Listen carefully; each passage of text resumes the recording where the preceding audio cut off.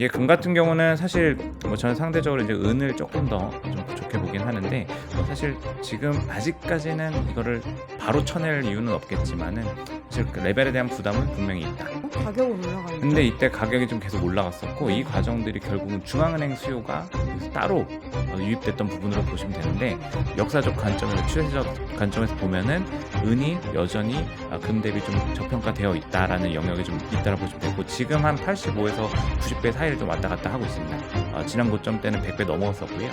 이 관점에서 보면은 지금 우리가 금리 인하 기대에 대한 부분들도 있고 또 추후의 경제 모멘텀에 대한 부분들 미국 쪽 이슈들도 같이 놓고 본다고 하면은 은에 대해서 오히려 좀 관심을 좀 많이 가지시는 게 레벨 3 조금 더 좋은 접근이 되지 않을까.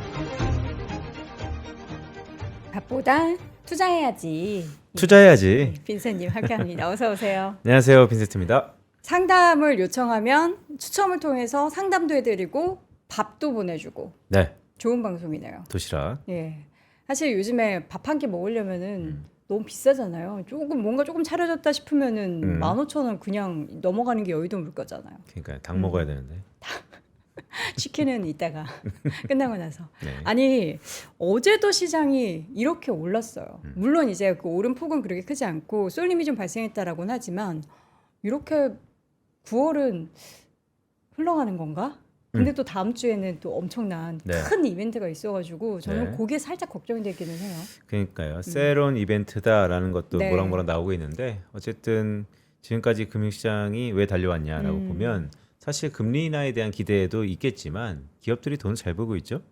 실적에 대한 서프라이즈가 증시를 이끌고 있다는 게 가장 큰 모멘텀이다라고 네. 보고 있고요. 금리 인하도 역시 시장을 끌어올리는 또 다른 모멘텀이긴 한데 말씀하셨던 것처럼 다음 주에 어쨌든 여러 가지 이견이 좀 갈리고 있는 것 같습니다. 그런 의미에서 오늘은 이 말을 좀 갖고 왔는데요. 네. 간밤에 트럼프 대통령이 X에 이런 얘기를 했더라고요. 인플레이션 없다. 너무 느리다. No inflation, too late이라는 얘기를 했는데 결국 파월 의장한테 금리 인하를 좀 더 강하게 단행해라. 라는 것으로 인식되고 있고요. 9월 달에는 25bp 금리 인하 가능성이 꽤 높고 다만 이게 일회성이 아닌 연속해서 금리를 인하할 것이다 라는 것이 찍힌다면 이 모든 우려가 여전히 기회로서 다시 한번 주가를 끌어올리는 모멘텀이 될 것이다 라고 보고 있습니다. 가장 키포인트는 뭐냐면 일회성이 아니고 연속성이 될 거다라는 것이 고려 FOMC에서 다양한 채널을 통해서 나타나야 된다라는 말씀도 드립니다.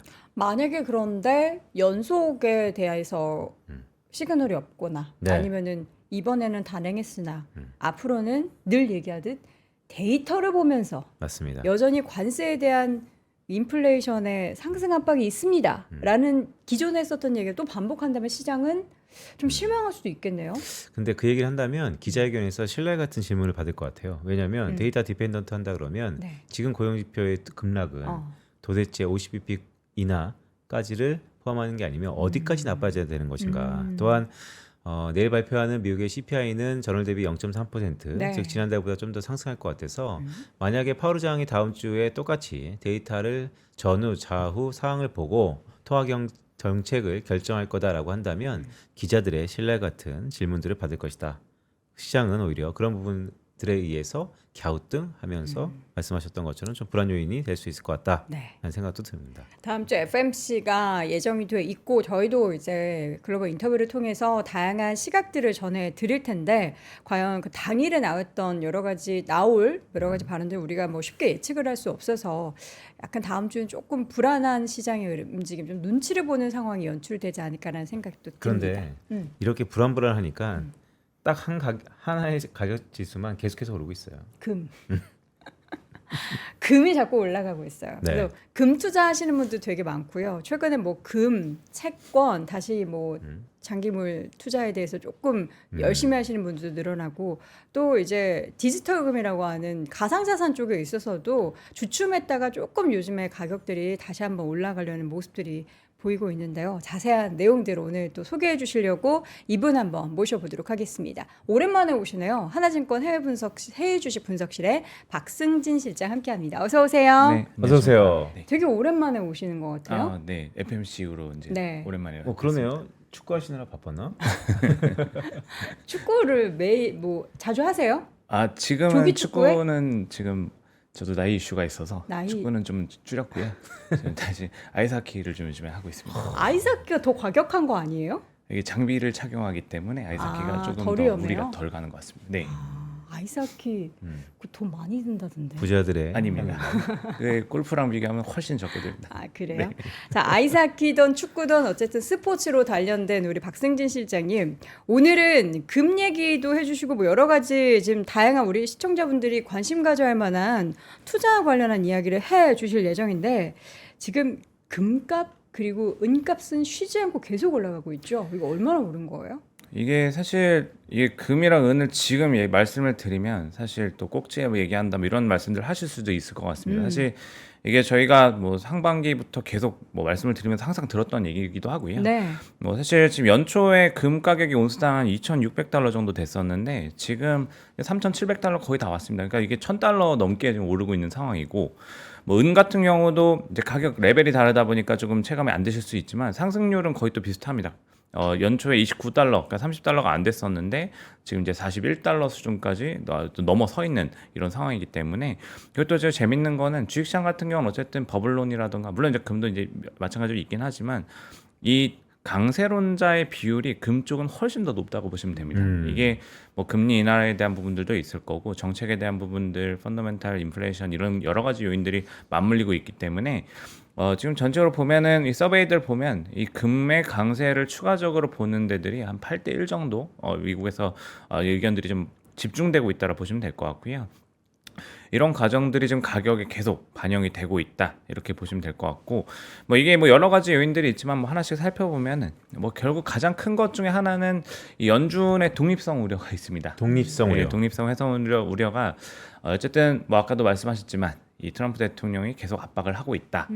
그리고 또 실제로 이 7대 이사진 7명 중에서 또 리사 쿡에 대한 공격도 한번 들어갔던 적이 있고 지금도 이미 소송은 좀 진행되고 있죠. 어제 뭐 판결 자체는 지금 임기를 이사의 임무를 좀 계속 할 수 있게 업무를 계속 할 수 있게 판결이 나오긴 했지만 뭐 소송의 결과가 나온 건 아니기 때문에 이런 식으로 컨트롤하려고 하는 것 자체가 연준에 대한 좀 독립성을 좀 공격하고 있다라는 의미로 좀 받아들여지고 있고 이게 결국은 이제 달러에 대한 신뢰 문제도 같이 영향을 주고 있다라고 보시면 될 것 같습니다. 그래서 이런 것들이 금 가격에도 영향을 주는 게 있고 어쨌든 헤지 자산으로 좀 볼 수 있으니까요. 그리고 사실 인플레이션이 지금 없다 하지만 불안 요인들은 분명히 있는 건 사실입니다. 그래서 뭐 제가 아까 또 FMC 관련해서 말씀하셨지만 FMC도 사실 지금 보면은 저는 연준 인사들의 마음이 상당히 좀 이해가 가는 게 지금 불안 요인들이 지금 뒤에 뻔히 보이고 있는데 물가의 상승률이 좀 낮아져서 계속 안정된 흐름들을 보일 거다라고 얘기하는 것도 사실 연준 인사들 사이에서는 조금 불안한 부분들이 분명히 있을 거고요. 이런 과정들을 시장도 느끼고 있을 거기 때문에 지금은 어쨌든 의견이 많이 갈릴 수 있는 부분들이기 때문에 불안하면은 뭐 금 같은 자산 하나 사두면은 충분히 좀 대응할 수 있다. 이런 판단들도 있을 것 같습니다. 그래서 인플레이션 했지, 연준 이런 것들 같이 보시면 좋을 것 같습니다. 근데 그 차트 보니까 금하고 은 가격하고 같이 그려주셨잖아요. 네네. 은은 사실 경기를 좀 반영한다라는 측면도 있는 것 같은데 네. 이게 같이 오르는 게 좀 이례적인 현상인 것이죠. 아니죠. 사실은 상관계수는 굉장히 높습니다. 이게 결과적으로 보면은 인플레이션 해지에 대한 부분들도 있고 이게 귀금속으로서의 그 카테고리에 같이 묶이는 부분들이 또 있기 때문에 금과 은은 사실 동행성은 충분히 보인다라고 보시면 될 것 같고 다만 이 디테일 측면에서 보면은 약간의 차이는 있는 거죠. 그러니까 금 같은 경우는 사실 안전자산 선호 현상에 좀 가장 대표적으로 수혜를 볼 수 있는 영역에 있긴 하고 또 은 같은 경우는 말씀하신 대로 이 사이에서 좀 나눠놓고 보면은 은 같은 경우는 산업용 금속으로도 많이 활용이 되고 뭐 이거는 사실 백금 같은 경우도 마찬가지로 보시면 되고요. 이 플래티늄도 사실 보면은 이 하반기 들어오면서 가격 모멘텀들이 더 굉장히 부각됐던 이런 움직임들이 있는데 이런 결에서 약간의 차이는 있지만 이 전체적인 큰 성격은 좀 비슷하다 이렇게 좀 보셔도 될 것 같습니다. 사실 금과 은 가격 제가 되게 또 관심 많은 분야 중에 하나거든요. 네. 근데 금 가격이 쉬어가는 몇 달 사이에 네. 은은 계속 올랐어요. 그렇죠. 그러니까 사실 이게 시차가 있습니다. 네. 이게 금하고 은이 달리기 시작했던 시차가 좀 있는데 금은 조금 먼저 계속 네. 꾸준히 달렸습니다. 뭐 이건 잘 아시다시피 이게 뭐 관세나 이런 불확실성 요인들도 있었지만 사실 뭐 지정학적 리스크가 좀 계속 되고 있다 이런 부분들도 영향을 계속 미쳤다고 보시면 될 것 같고요. 뭐 어제도 사실 뭐 폴란드랑 러시아 이슈가 좀 생겼고 또 카타르 이스라엘 또 이슈가 또 있고 이런 부분들 보면은 이런 불안감들을 조금씩 계속 수요가 이쪽으로 유입되는 부분들이 있고 그리고 또 사실 이 금 같은 경우는 이게 좀 꾸준히 달려왔던 큰 배경 중에 하나가 이 중앙은행 수요들이 있습니다. 그렇죠. 예, 뭐 잘 아시겠지만 이게 중앙은행들 특히 이 미국과 대척점에 있는 중국과 러시아 이쪽에서 이제 2022년에 우크라이나 전쟁 이후에 굉장히 공격적으로 금을 꾸준히 사고 있다라고 보시면 될 것 같습니다. 그래서 이게 사실 아시다시피 경제 제재가 들어오면서 달러 자산들 다 동결돼 버리고 이래 보니까 외환 보유고에서 금 비중을 높이고 미국 달러 자산들을 비중을 낮추고 이런 그림들이 나오고 있고 이 올해 처음으로 글로벌 중앙은행들의 외환 보유고에서 금이 차지하는 비중이 미 국채의 비중을 또 역전시키는 현상도 나타날 정도로 이런 부분들이 계속 작용을 하고 있다. 그리고 은은 사실 말씀하신 것처럼 관세 불확실성들을 덜어내는 2분기 후반부터 달리기 시작해서 수익률을 좀 따라잡고 있다라 보시면 될 것 같고 이 말씀하셨던 이 경제에 대한 좀 모멘텀들 반영하는 성격이 좀 뒤늦게 후행적으로 조금 더 따라잡는 레벨을 좀 궤를 좁히는 움직임들로 나타나고 있다 보시면 될 것 같습니다. 그러니까 올해 제가 우리 지점 사람들 만나면서 고객들의 포트를 은은하게 빛나게 만들어라 뭐 이런 얘기 엄청 했었는데 은으로 네 은은하고 또 빛나게 금으로 참 수익률이 좋은 것 같긴 한데 타이밍 싸움인 것 같아요. 자 지금쯤이면 확실히 좀 부담이잖아요. 부담이다 많이 부담이다 한 2년 흐른 것 같은데 네. 작년에도 부담이었는데 그때 그러니까요. 샀어도 됐었던. 네 또 공교롭게 네. 동일한 질문을 또 할 수밖에 없는 그렇죠. 상황이에요. 그러네요. 뭐 늘 반복될 수밖에 없는 지금 상황인 것 같고요. 이게 사실 저는 좀 큰 그림에서 보면은 이게 당연히 쉬어갈 수는 분명히 있습니다. 이게 주식시장을 보는 뷰랑 좀 비슷하다고 보는데 당연히 레벨 가지고 비교하면은 금이 좀 굉장히 부담스럽고 은도 마찬가지고 지금 뭐 아까 말씀드렸던 백금 이런 것들도 굉장히 또 단기적으로 많이 올라왔기 때문에 이제 부담스러운 영역에 있는 건 맞는데 한번 사실 포트폴리오 투자 관점 그리고 또 오늘 지금 저희가 ETF를 또 가지고 말씀을 드릴 거는 일단은 이런 툴들을 확보하고 있어야 추후에 대응할 수 있는 좀 굉장히 좀 수월하게 대응할 수 있는 부분들이 있기 때문에 이런 것들 좀 가지고 말씀드리려고 하고요. 이게 또 차트 제가 하나 준비한 거 말씀드리면 이게 금이랑 S&P 500 지수를 놓고 보면은 이 장기 추세 가지고 이제 왼쪽에서 보시면 이게 SPY가 이제 뭐 잘 아시는 S&P 500의 가장 오래된 ETF라 보시면 되는데 금 가격이랑 비교하면은 금이 훨씬 더 많이 올랐다는 거를 이제 과거 큰 트렌드에서는 좀 보실 수가 있습니다. 그래서 사실 뭐 지금 당장 뭐 공격적으로 수익을 내기 위해서 가져가는 포지션보다는 이 자산 배분 차원에서 충분히 조금 여유를 두고 보실 수 있는 부분들이 있다라 보시면 될 것 같고요.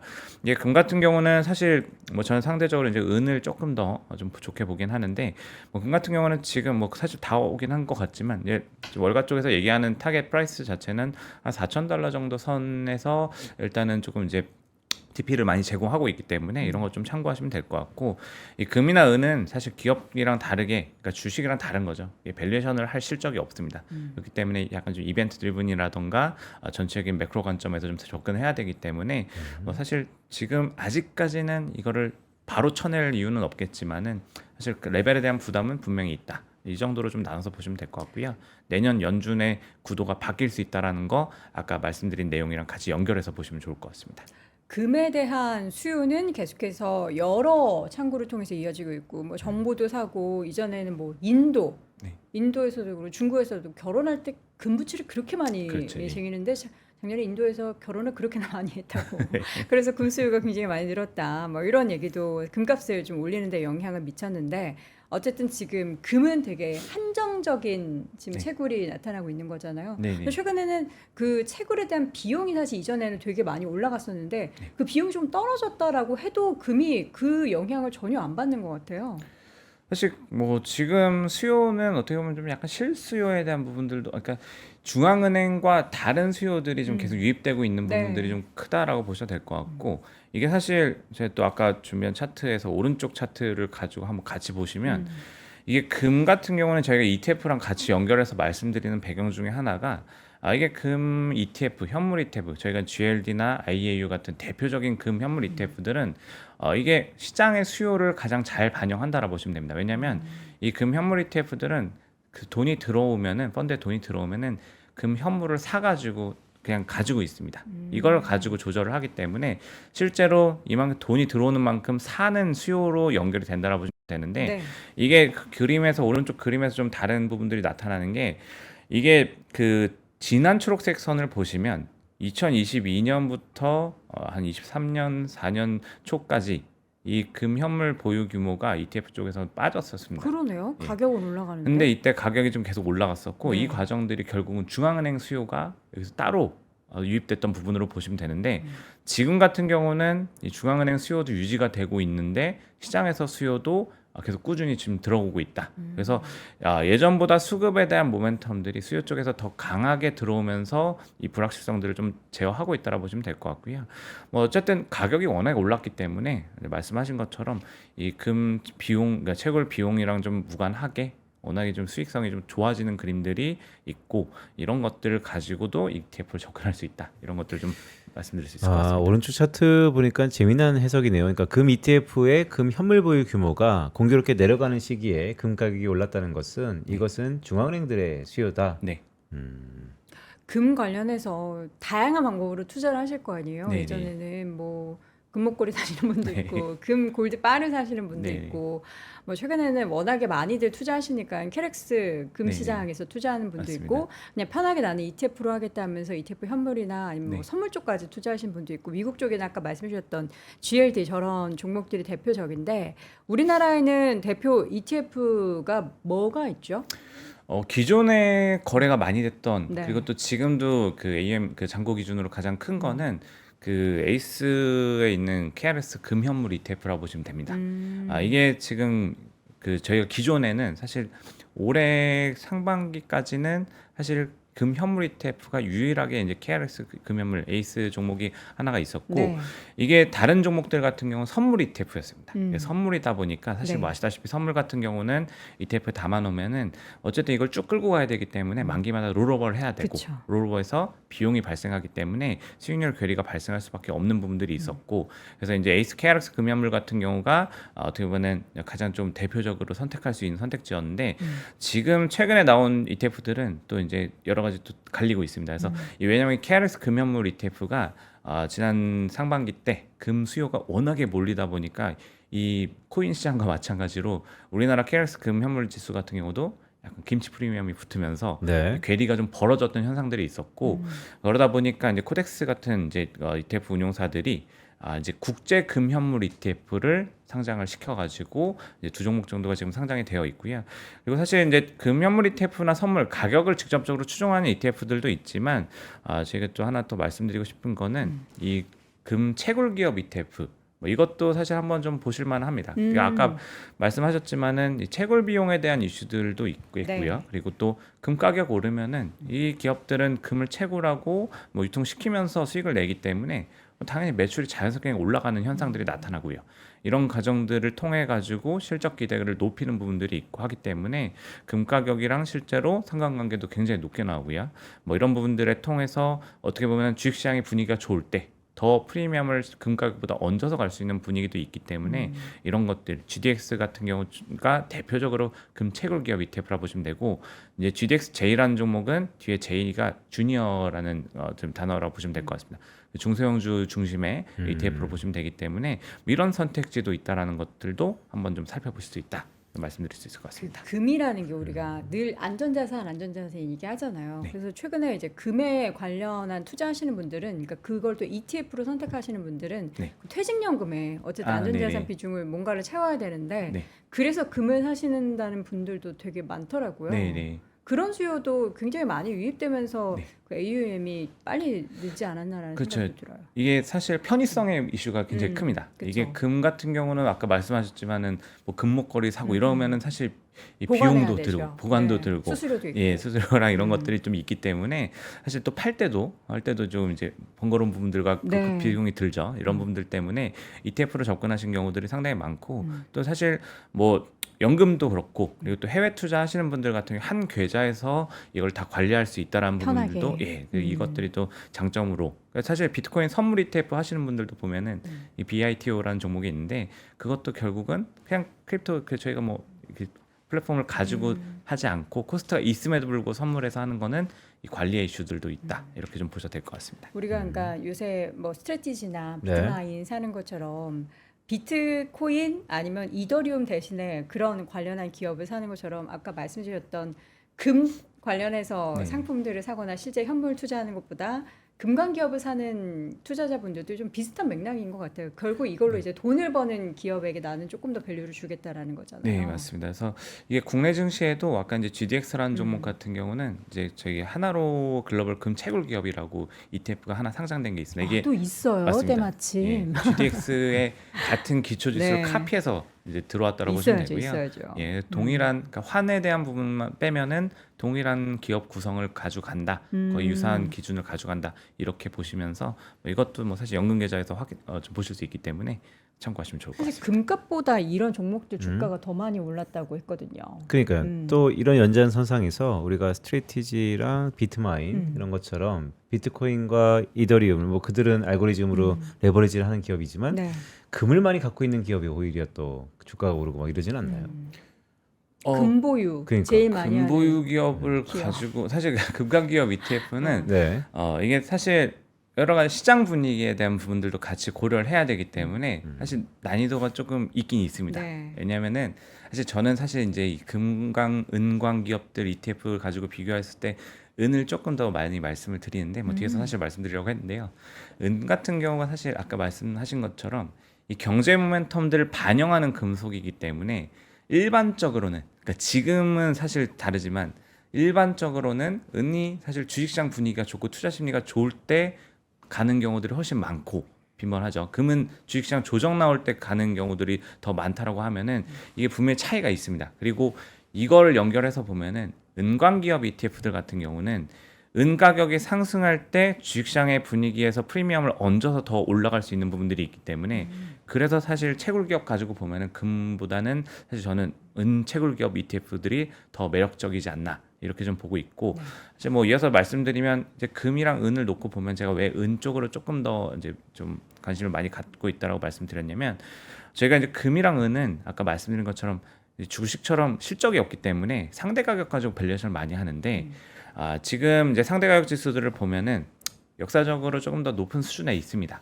예, 은 가격이랑 지금 요게 이제 은을 나눈 겁니다. 금 가격에 대해 은을 나눠서 금이 몇 얼마나 배를 더 차지하고 많이 있느냐. 올라가 있나? 예, 이런 부분들이 때문에 사실 상대 가치를 가지고 보는 건데 물론 고점에서 많이 내려왔죠. 금이 한창 갈 때보다는 은이 또 상승하는 뒤늦게 상승하는 부분들이 있었기 때문에 따라잡고는 있긴 한데 이게 레벨로 보면은 어떻게 보면 어쨌든 역사적 관점에서 추세적 관점에서 보면은 은이 여전히 금 대비 좀 저평가되어 있다라는 영역이 좀 있다라 보시면 되고 지금 한 85에서 90배 사이를 좀 왔다 갔다 하고 있습니다.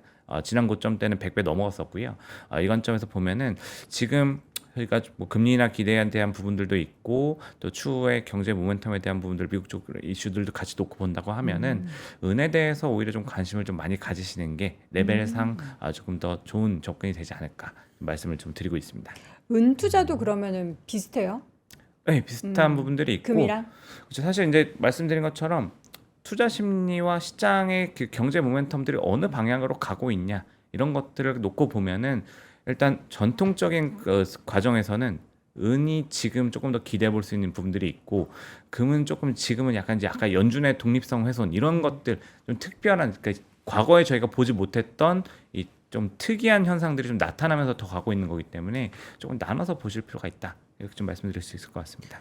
은 관련 ETF 상품들도 그럼 쭉 있나요? 네, 근데 은은 사실 조금 이제 저희가 금 대비해서는 은은 사실 우리 시장에서는 그렇게 크게 관심이 없으셨기 때문에 은 ETF, 국내 상장 ETF는 사실 조금 종목이 다양하지는 않습니다. 이제 아까 말씀드렸던 은채굴 기업 ETF 이런 거는 우리나라는 상장이 안 되어 있고 네. 제가 이제 미국 쪽에서 선택지를 많이 가져갈 수가 있는데 은광 기업 ETF가 또 이제 있습니다. 그래서 SIL, 그러니까 실버에서 이제 앞에 세 글자 딴 거죠. 은 가지고 이제 은채굴 기업 ETF 이게 사실 GDX랑 또 겹치는 기업들도 일부 있긴 한데 뭐 보통 이제 은이랑 금채굴 같이 하는 기업들도 있으니까 그렇긴 한데 일단 은 쪽에 조금 더 모멘텀들 많이 가져간다고 보시면 되고 이것도 마찬가지로 SIL은 조금 더 대형주 중심의 포트폴리오라고 보시면 되고 SIL J는 조금 더 중소형주 비중이 높기 때문에 사실 금리 인하에 대한 기대까지 같이 반영한다라고 하면은 지금의 선택지에선 SRJ가 조금 더 적극적인 선택지가 될 수 있다. 이런 부분들을 가지고 좀 고른 선택의 문제는 해결하시면 될 것 같습니다. 은 관련해서 왜 오르는지를 구체적으로 이제 네. 모르시는 분들을 위해서 아, 정리를 네네. 한번 해드린다면 우리가 이제 뭐 산업적으로나 네. 이런 쪽도 많이 얘기를 하지만 네. 금이랑은 좀 다른 결도 좀 있긴 하죠. 그렇죠. 아무래도 은은 이제 아까 계속 말씀드렸던 것처럼 이 산업용으로도 많이 쓰이고요. 네. 뭐 태양광부터 시작해가지고 뭐 전지에도 쓰이고 뭐 구리랑도 비슷한 부분들이 있습니다. 그 전도율이 좀 높은 좀 대표적인 금속 중에 하나이기 때문에 이런 과정들을 좀 반영한다라고 하면은 사실 금리 인하에 대한 기대랑 연결을 하는 것들이 저희가 결과적으로는 뭐 경기가 회복될 수 있게 좀 도움이 줄 것이다. 이런 부분들을 기대치를 선반영할 수 있는 것들이 있고 사실 아까 이제 상반기에 이제 뒤늦게 은이 상승하기 시작했다라고 저희가 보는 좀 그 갔던 배경 중에 하나도 관세 불확실성들이 4월까지 이제 좀 계속 짓누르는 시장을 짓누르는 상황에서는 경제 성장률 전망치들이 하향 조정되는 그림들이 있었는데 이후에 이 상호관세 유예 조치들이 진행되면서 성장률 전망치들이 다시 반전이 되는 그림들이 있었고 뭐 이것도 보면은 주가 지수에 대한 타겟 프라이스도 사실은 이 4월달에 하향 조정됐다가 지금 6월 이후로 계속 또 꾸준히 계속 상향 조정되고 있는 그림들도 같이 좀 같은 결에서 보시면 될 것 같고요. 이런 부분 측면에서 보면은 은이 조금 이제 다른 결에서 저희가 접근할 수 있는 부분들이 약간 조금 리스크온은 갔을 때 리스크오프 갔을 때 금과 은의 차이를 좀 두고 보실 필요가 있다. 이렇게 말씀드릴 수 있을 것 그러니까요. 같습니다. 오늘 쭉 말씀 들어보니까 금이 과거하고는 좀 달라지긴 했지만 어쨌든 금과 은은 명확히 좀 달라진 부분이 있는 것 같은데 우리가 커머디티 중에서 경기를 반영하는 것은 닥터 쿠퍼 얘기 많이 하잖아요. 네. 구리. 네, 요즘 구리는 어떻습니까? 뭐 구리도 사실 뭐 가격 모멘텀들을 좀 반영하고 있는데 사실 금하고 은보다는 조금 덜한 부분들은 있는 것 같습니다. 이게 아무래도 이 전지나 이제 좀 그 태양광이나 이런 부분들의 같이 모멘텀들을 가장 대표적으로 받았던 이제 금속이기도 하고요. 이 수급 쪽에서 좀 차이가 좀 있기 때문에 이제 그런 부분들을 보시면 되는데 어쨌든 레벨 측면에서는 이제 올라오고 있기는 합니다. 그리고 사실 이게 구리 같은 경우는 사실 구리 딱 놓고 보면은 이제 구리 선물 ETF 이런 걸 좀 저희가 많이 거래를 하시는 경우들이 있는데 이게 선물 ETF는 아까 말씀드린 대로 이 코스트에 대한 부분들이 있기 때문에 이 선물 포지션에서 이게 또 이게 월간 리밸런싱이 진행이 되기 때문에 네. 이 ETF 쪽에서 조금 사실 저희가 준비는 했지만 메리트는 좀 떨어지는 부분들이 있다라고 보시면 될 것 같고 뭐 이것도 사실 보면은 구리 관련 비즈니스를 하는 기업들의 구성 ETF들도 또 있습니다. 그래서 COPX라는 종목 같은 경우가 이제 아까 말씀드린 것처럼 지금 금강 은강처럼 이 구리의 채굴하고 이제 그 분산해서 가져가는 포트폴리오를 가져가는 이제 기업 ETF이기 때문에 뭐 이런 것들 사실 이게 좀 특징적인 부분 중에 하나는 이 구리 광산 ETF들은 조금 이제 중국도 비중도 그러니까요. 상당히 좀 높습니다. 이름이 보니까 약간 이- 중국 이름 같아가지고. 맞습니다. 그래서 조금 더 이제 캐나다 기업들 비중도 높고 네. 이런 구성들이 좀 있기 때문에 약간 또 분산하는 차원에서 선택지로 가져갈 수 있는 ETF 중에 하나다. 그리고 국내 상장 ETF들 보면은 이제 두 가지가 있는데 실물도 있긴 하네요. 네, 구리는 이제 실물도 있습니다. 그래서 저희가 이제 기본적으로는 선물 ETF들은 이제 접근의 편의성들은 있긴 한데 이게 이 두 종목 같은 경우는 이제 환해지에 대한 이슈를 놓고 이제 조금 이제 차별화 포인트들을 잡으시면 될 것 같고요. 기본적으로는 어쨌든 현물의 코스트가 덜 들어가긴 하기 때문에 네. 구리와 원달러에 대한 오픈된 포지션들을 가져가시는 경우에는 이제 구리 실물 ETF를 보시는 게 맞을 것 같고 이제 환에 대한 불안감들이 좀 더 크다라고 하시면은 옆에 보시면 코덱스 구리 선물은 옆에 H가 붙어 있죠. 네. 환 해지가 되어 있는 종목으로 선택하실 수 있겠다. 이런 거 좀 차이를 두고 보시면 될 것 같습니다. 금, 은, 동 중에 지금 제일 매력적이어 보이는 건 은으로 들리는데. 네, 저는 은을 네. 좀 계속 좀 말씀을 드리고 있고요. 은이 좋아요. 네, 제가 그래서 은이- 여도은이잖아요. 네, 그러네요. 갑자기? 그냥 받아주세요. 네, 예. 좋습니다. 네. 그러면 은이 가장 매력적이면은 지금 가격에 대한 상승의 그런 주변 모멘텀도 은이 제일 많이 붙어 있는 거죠. 그러니까 지금 뭐 뒤늦게 모멘텀들이 부각이 되고 있는 거고 금 대비해서는 그리고 또 사실 저희가 이제 금리 인하에 대한 부분들을 계속 놓고 본다면 물론 속도 조절은 분명히 있을 수 있다고 보고 있습니다. 저는 사실 다음 주 FMC도 시장이 생각하는 것, 그러니까 기대하는 것만큼의 모습들을 이렇게 예쁘게 포장해서 보여주지는 않을 것 같아서 사실 지금 기대치가 높으면 뭐 항상 그렇지만은 네. 뭐 실망이 발생할 수도 있기 때문에 뭐 가격 조정이 크게 나타나지는 않겠지만은 조금 이제 시간을 좀 줄 수는 있다. 이 정도는 좀 말씀을 좀 드릴 수 있을 것 같고요. 네. 뭐 이 과정들 지나고 나면은 사실 지금 은 같은 경우는 주식이랑 같이 좀 담아 놓으면은 저희가 좀 긍정적인 투자 심리와 뭐 금리 인하나 뭐 달러 같이 좀 이렇게 좀 불안한 모습들 이런 것들을 좀 충분히 조금 메꿔 나가면서 갈 수 있을 것 같기 때문에 은 같은 경우가 사실 뭐 셋 중에는 가장 좀 모멘텀들이 좋지 않나 보고 있습니다. 이게 우리가 금 같은 경우에는 금바나 아니면 금으로 된 뭐 두꺼비 뭐 시계 아니고 뭐 열쇠 뭐 이런 거 많이 하잖아요. 네. 근데 금은 사실 그 현물이나 금 골드바나 그렇게 많이 가격 차이가 안 나거든요. 근데 은은 목걸이든 뭐 반지든 이런 실물 이렇게 뭔가 액세서리용과 실제 은바나 아니면 은을 현물로 거래하는 게 가격 차이가 되게 많이 나요. 세공비가 이렇게 많이 드나요?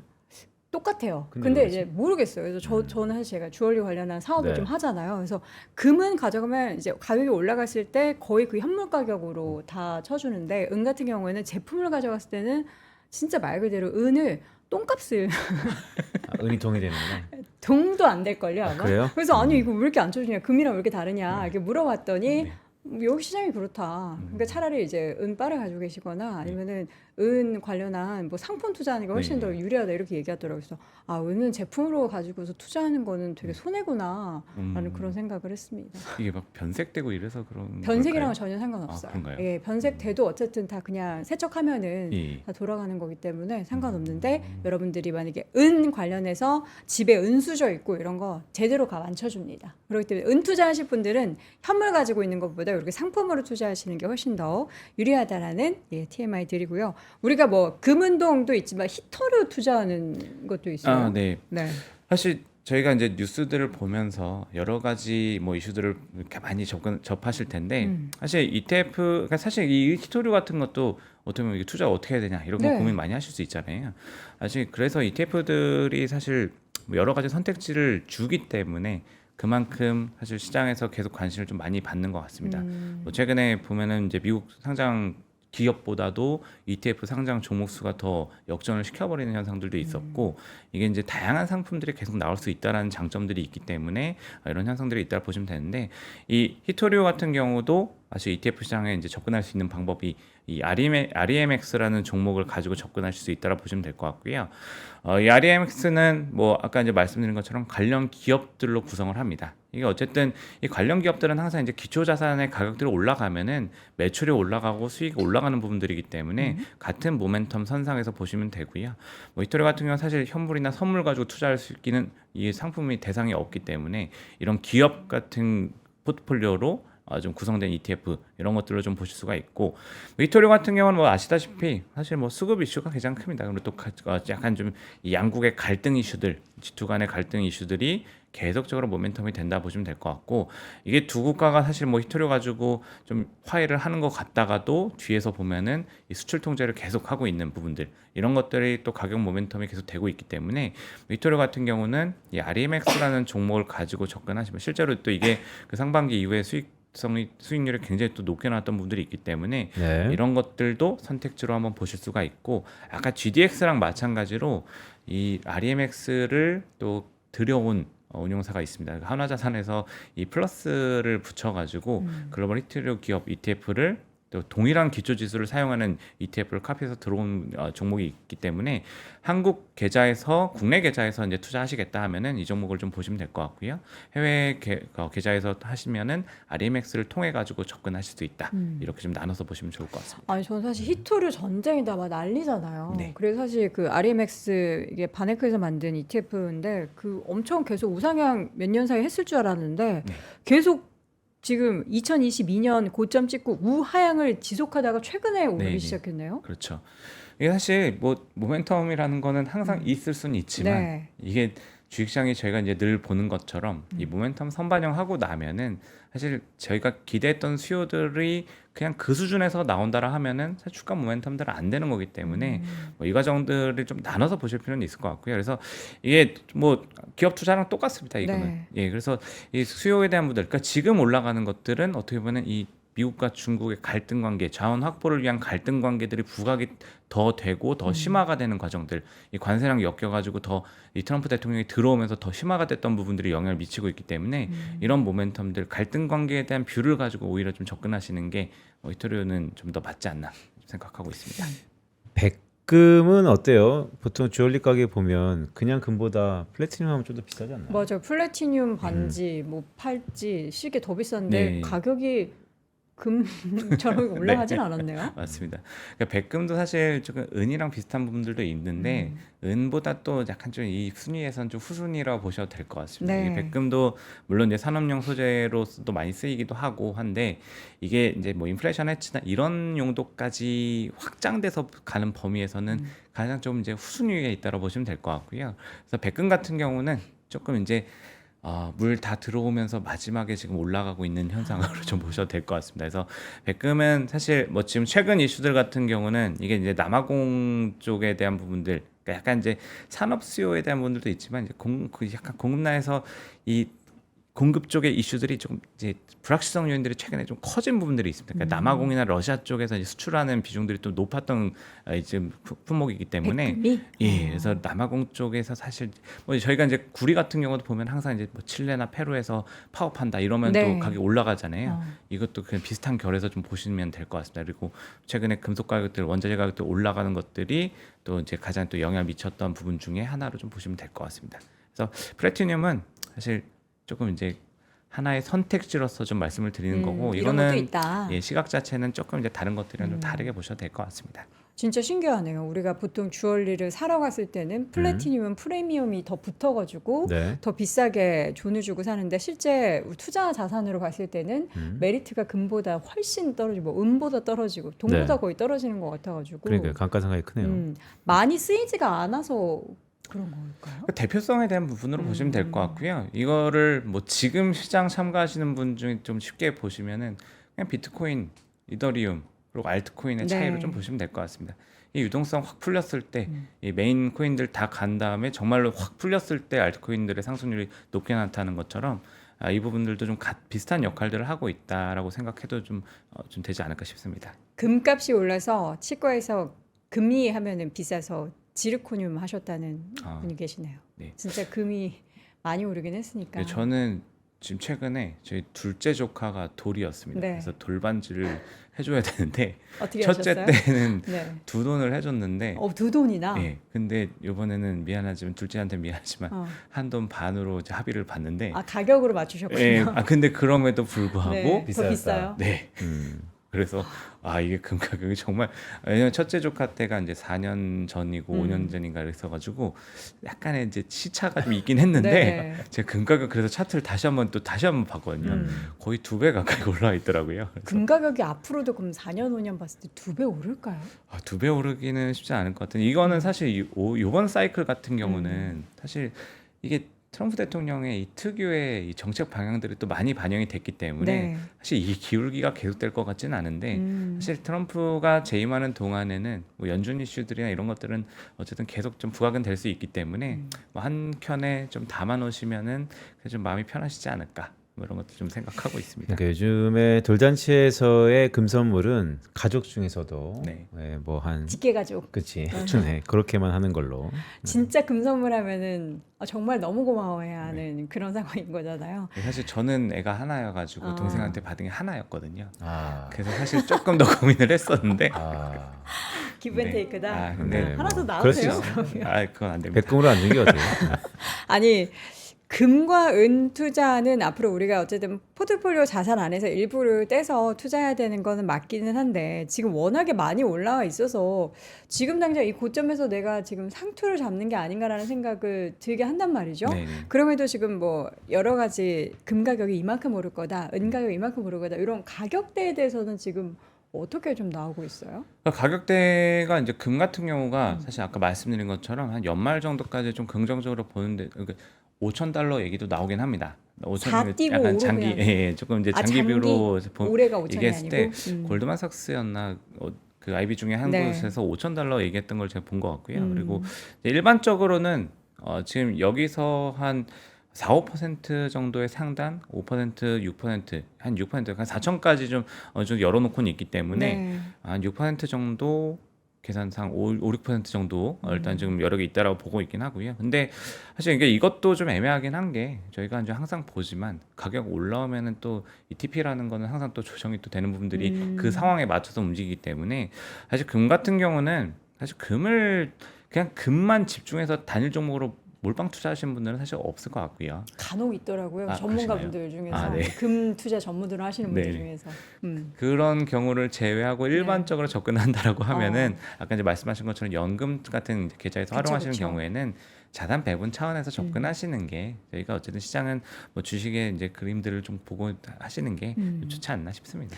그 금 투자, 은 투자 하시는 분 중에서 되게 그 투자만 하시는 분인데 네. 금과 은을 사서 음. 본인의 부모님의 네. 밭에 음. 묻어놨다는 거예요. 금을? 현물로. 그 어디예요? 그 모르죠. 제가 그 주소를 알려주세요라고 할 수는 없잖아요. 그래서 네. 아 되게 정말 이쪽 분야에 있어서 진심으로 투자하시는 분들도 있고 우리가 뭐 KRX나 ETF를 통해서 하지 않고 현물로 투자하시는 분들은 또 그만한 이유가 다 있는데 어쨌든 앞으로도 우리에게는 일부 자산으로 물론 우리 워런 버핏 원께서는 금은 가치가 없다, 투자의 네. 가치가 없다라고 했지만 지금 상황으로 봤을 때는 가격이 오르는 것에 있어서의 가치는 좀 여전히 충분히 부여할 수 있는 환경이 마련되고 있어서 당분간은 계속 저희가 이 추이를 확인해 보시는 것도 좋을 것 같습니다. 근데 만약에 이게 조금 하나만 더 말씀드리면 이게 단기적으로 모멘텀들을 더 공격적으로 들어가시고 싶다. 그러면은 아까 뭐 이제 이 테이블 레버리지, 잠깐 그냥 레버리지 넘어갔었는데 있어요? 네 레버리지 ETF가 있습니다. 몇 예. 배입니까? 여기 2배짜리가 이제 아. 미국 좀 상장된 게 있고요. 네. 이 테이블 보시면은 아까 이제 제가 좀 아 넘어갔었는데 있네요. UGL이라는 종목이 여기 보시면은 울트라. 예 울트라가 네. 들어가 있어서 2배 레버리지고 거꾸로 이제 금 많이 왔다 싶으시면은 네. 그 밑에 있는 인버스. 예 GL을 예. 보시면 됩니다. 있습니다. 2배짜리도 있어. 은도 2배 예. 인버스 다 있기 때문에 자. 예, 보시면 될 것 같습니다. 야수의 심장을 가진 여러분 궁금하셨던 2배짜리 레버리지와 또 인버스 ETF 상품도 있다라는 거 소개해드리고요. 투자의 판단의 최종 결정은 여러분들의 몫이라는 거 다시 한번 지금 고지 나가죠. 예, 주의하셔야 됩니다. 자, 오늘 글로벌 인터뷰 함께했고요. 하나증권 해외 주식 분석실 박승진 실장이었습니다. 고맙습니다. 고맙습니다. 감사합니다. 자, 오늘도 월스트리트 모닝 브리핑 함께 하셨습니다. 뭐 투자 이야기 열심히 하는데 지금 사업하시는 분들은 내가 투자하는 것도 좋은데 나는 이 투자 열심히 한 불린 돈으로 뭔가 내 사업을 하고 싶다 하시는 그런 고민들과 열심히 지금 나아가고 계시는 분들이 있으실 거예요. 그래서 얼마 전에 저희가 자주 소개해드렸던 오프라인 모임 있었죠. 엔트러프러너십 컬리지. 이제는 좀 멀리 서울 지역이나 경기 지역에서 오프라인 모임을 많이 하셨는데 나는 너무 멀리 살아서 못 왔다 하시는 분들을 위해서 온라인 엔트러프러너십 컬리지를 저희가 오픈을 해뒀습니다. 온라인 과정은 지금 영상 하나 링크해서 바로 확인해 보실 수가 있고요. 저희가 지금 프로모션을 준비했는데 9월 30일 화요일까지 전체 과정을 수강하신 분은 매주 토요일에 진행되는 오프라인 CEO 조찬 모임에 1회 초청권을 또 함께 제공을 한다라고 하니까 여러분들 많이 또 확인해 보시고 고민 있으셨던 분들, 궁금하셨던 분들은 영상 하나 링크 참조하셔서 어떤 내용이길래 이렇게 많이들 참여하는지 확인해 보시기 바랍니다. 저희는 내일 오전 6시에 다시 돌아오겠습니다. 여러분 오늘도 고맙습니다. 고맙습니다.